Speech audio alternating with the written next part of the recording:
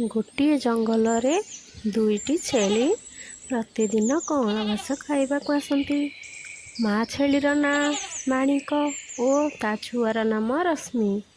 ଏମିତି ପ୍ରତିଦିନ କଅଁଳ ଘାସ ଖାଇ ଦୁହେଁ ବେଳ ବୁଡ଼ିଗଲେ ଘରକୁ ଖୁସି ମନରେ ଫେରିଯାଆନ୍ତି।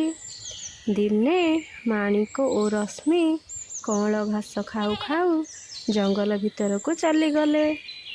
ଜଙ୍ଗଲ ଭିତରେ ଗୋଟିଏ ମହାବଳ ବାଘ ରହୁଥିଲା। ତାକୁ ଡରିକି କୌଣସି ବି ପଶୁପକ୍ଷୀ ଜଙ୍ଗଲ ଭିତରକୁ ଯାଉନଥିଲେ।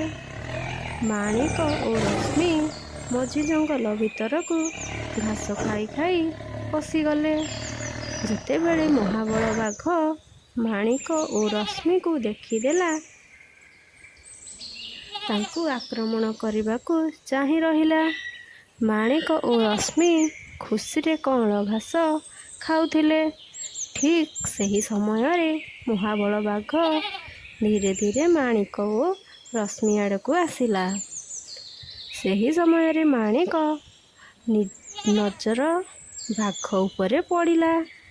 ସେ ରଶ୍ମିକୁ କହିଲା, ଧନରେ ଚାଲ ଜଲ୍ଦି ଏଠାରୁ ଯିବା ହେରି। ବାଘ ଜୋରରେ ଦୌଡ଼ିଲା। ମା ଓ ଝିଅକୁ ଗୋଡ଼େଇ ଗୋଡ଼େଇ ଖାଇବାକୁ ଲାଗିଲା।